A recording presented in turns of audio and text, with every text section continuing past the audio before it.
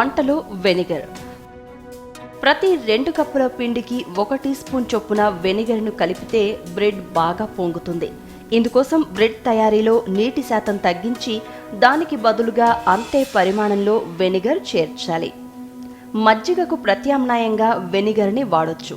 అది ఎలాగంటే 1 కప్పు తాజా పాల్లో 1 టీ స్పూన్ వెనిగర్ను కలిపి నిమిషం పాటు కదల్చకుండా ఉంచితే మజ్జిగ తయారవుతుంది.